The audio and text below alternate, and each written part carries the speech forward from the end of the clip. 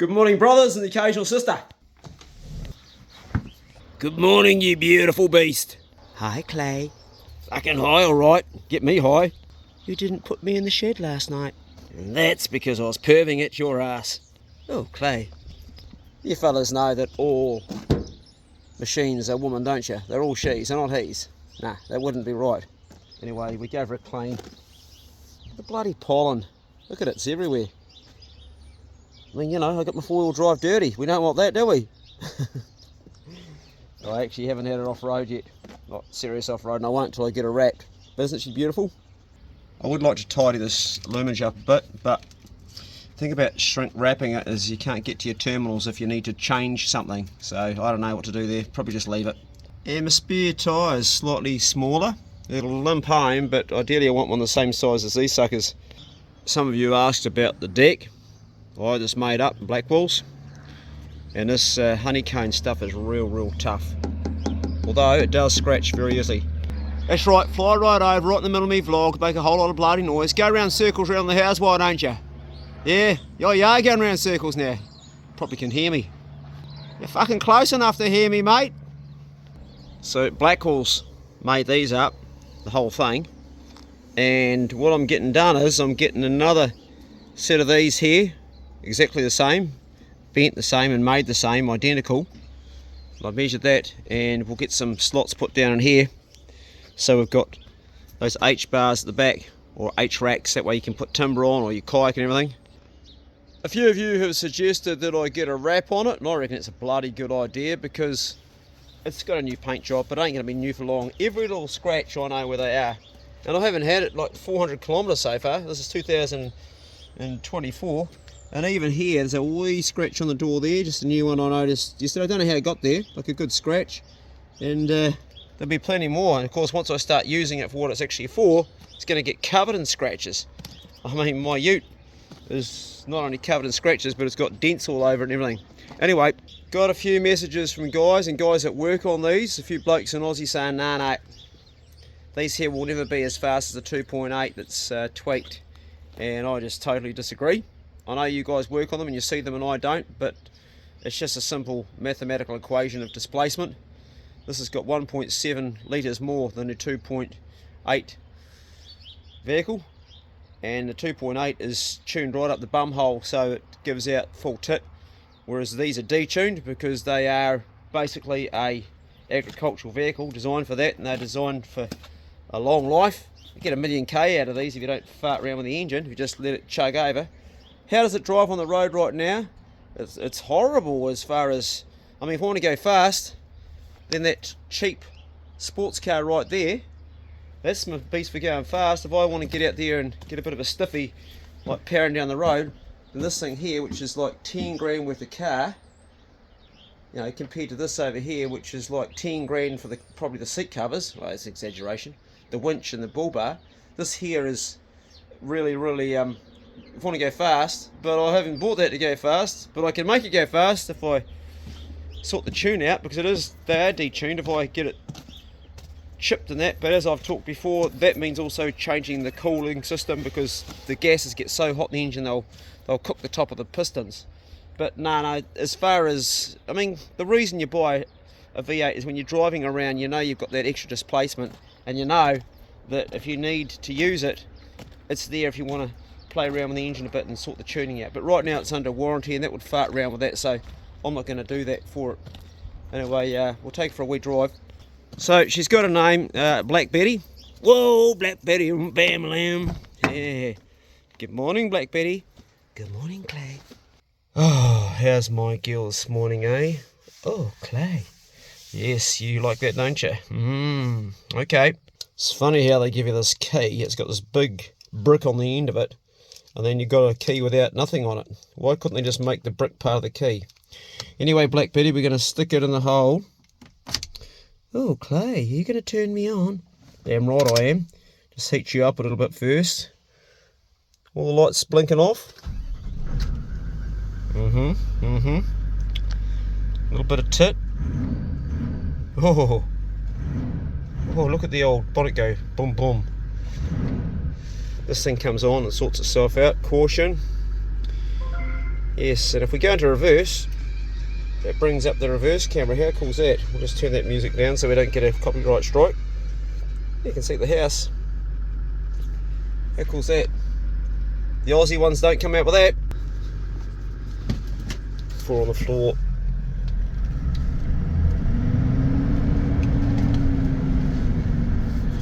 And there goes my hunting truck.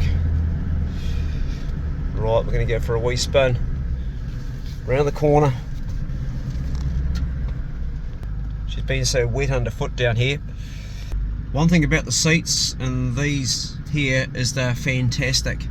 The seats are just so comfortable, so if you're doing a long trip or a mission somewhere, bloody good for that. It's real comfortable, and I've got a fuck back from years of doing stupid ass shit, carrying heavy animals out of the bush and humping too many groupies. I've got a really rigid back, so it's really nice to have a comfortable seat. Right, we have arrived at the log cabin. That is Daniel Heath's truck right there. He is the builder of the day. He is the man. Let's turn this beast off.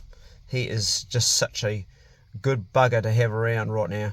They pretty much have the same seat belts all along. Nice and easy. Jeeves supplied the scaffolding for us, which was just bloody godsend. It's bloody cold out here. It's warm out the front, but cold here. It's the wind. Have a tidy up going on.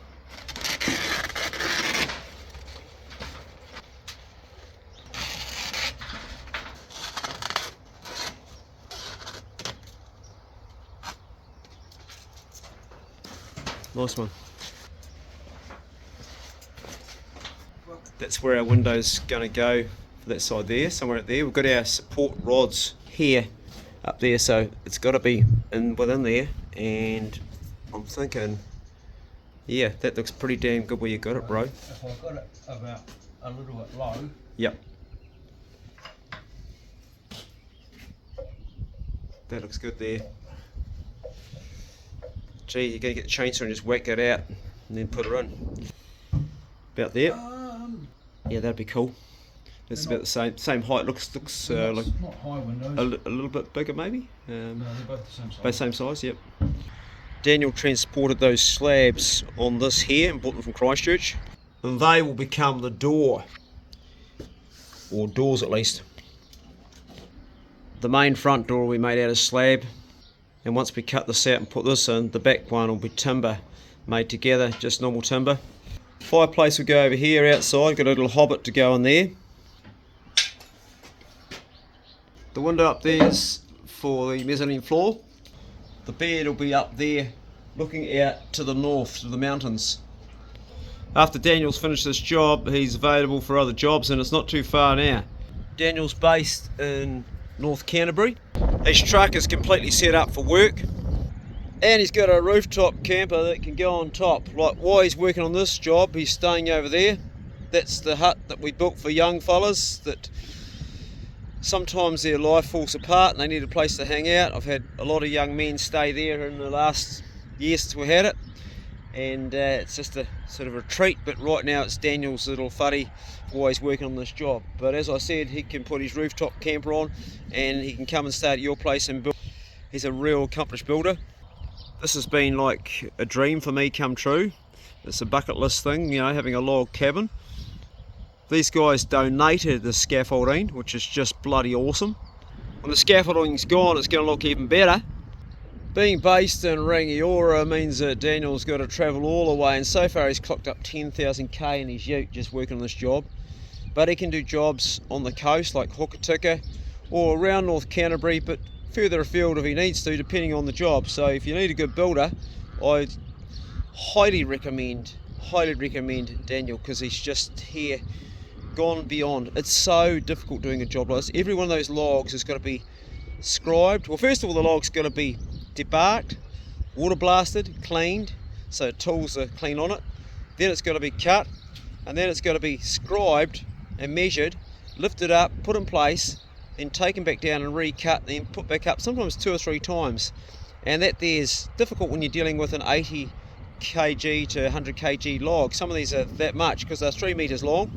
So he's also very strong, and that there's a job that not everyone can do. And then there's the tool maintenance. Chainsaws are going to be sharpened all the time, chisels got to be sharpened all the time, drills, it just goes on and on and on. And so you need a builder that knows how to look after his tools, and he's kept his chainsaw very sharp. Not to mention all the boys' hunting knives, when they came and stayed here, got their knives sharpened too. We ran out of logs on this build, some of them were rotten. Ideally the whole thing would have been logs, but we've now had to change the concept bit, and this is all board and batten up here now, it will be.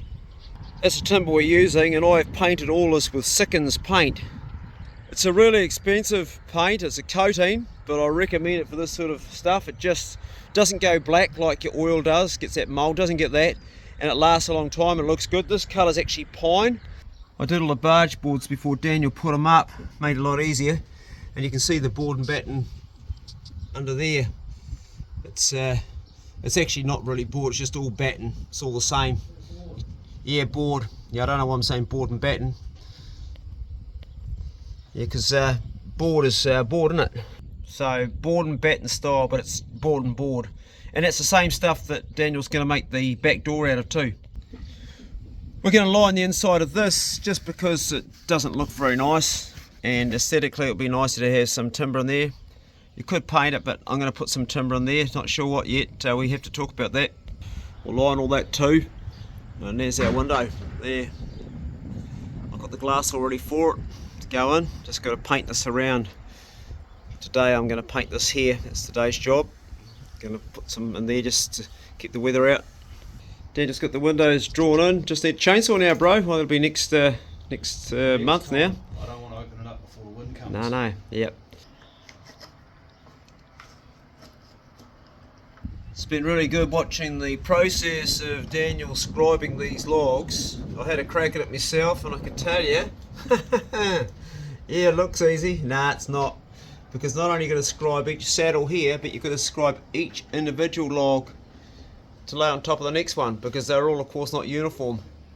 And you builders will appreciate how difficult it is to work with something that's not uniform. It's not like a 4x2 where you just put them, because each side as you go up it's got to be the same.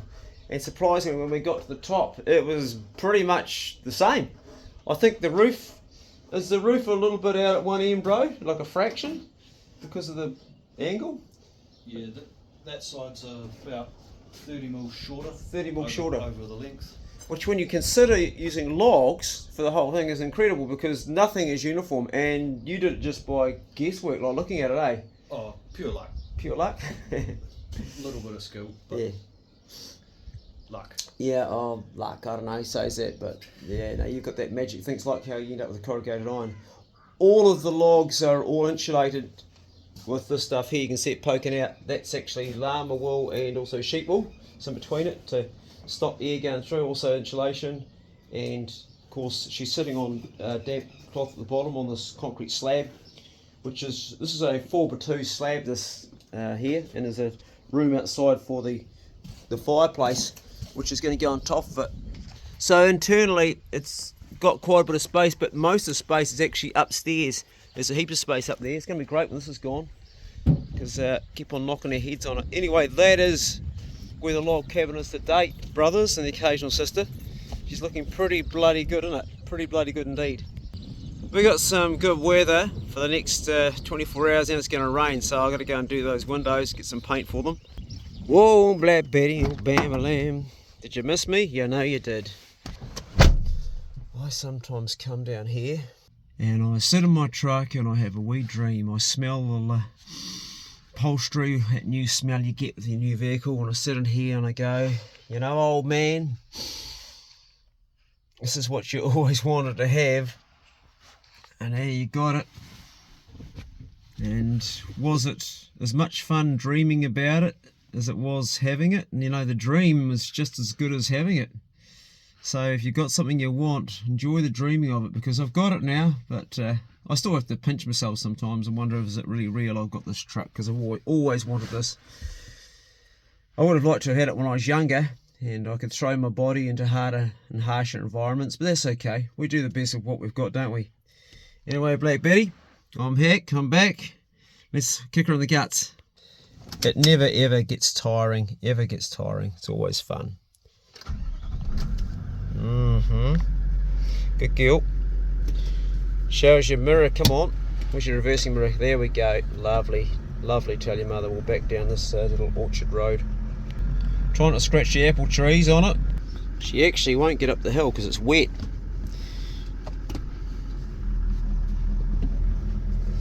It's just so easy, isn't it? Four-wheel drive.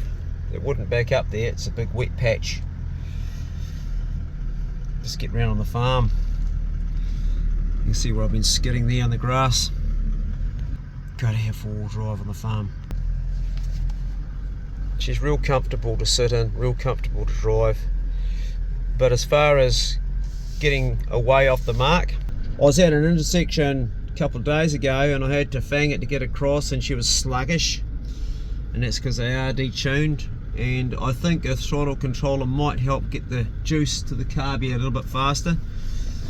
Not sure about that. If you've got one, a few things we're going to add to it. We want to put a catch carry cup in that, definitely in the engine, just because those EGR valves, they fill up your injectors with shit, so we want to catch as much of that shit as we can.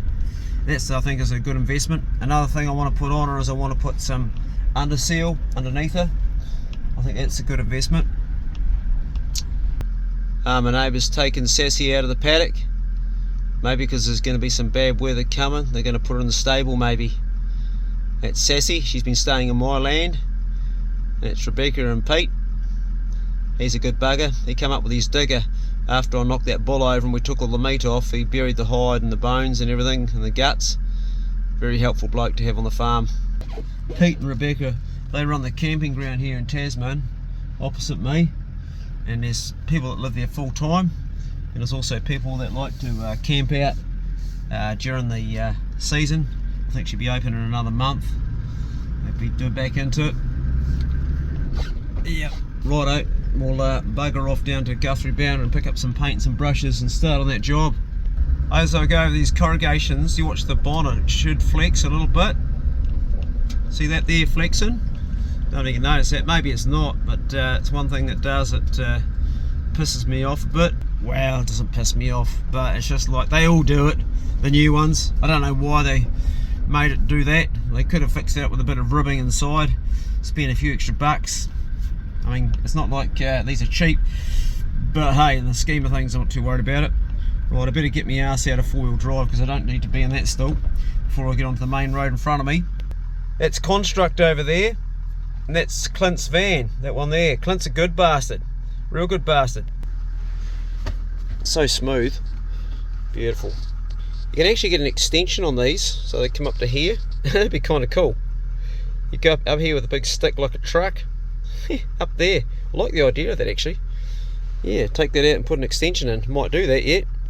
Having the USB, the old ones was pain in the ass, so these C fittings, which everything is now, is way better. When I get everything finished on this and I actually start using it as an off-road vehicle, I'm going to be doing a few videos with it, predominantly hunting and fishing, more hunting than fishing probably with this. I might do a few camping trips away where I go away and do some fly fishing in the high country, but I'll bring it to you, the mods that I'm doing on it. Brothers, this has been a dream I've enjoyed sharing with you, and the occasional sister. Follow your own dream, make it come true. The one thing I'd say you need to have something to get it is the word focus. Just stay focused on that and don't be distracted by life's distractions, and it'll come true to you. I'm not going to film while I'm driving on the highway, so I'll say see you later. Sorry about that, I've still got the camera rolling. These snap vlogs are not edited, a bit rough and ready, rough around the guts. Go steady, brothers and occasional sister. And I'll see you next Bro Check Club video. And if you know a brother struggling anywhere, drop in and say g'day. Might make all the difference. See ya.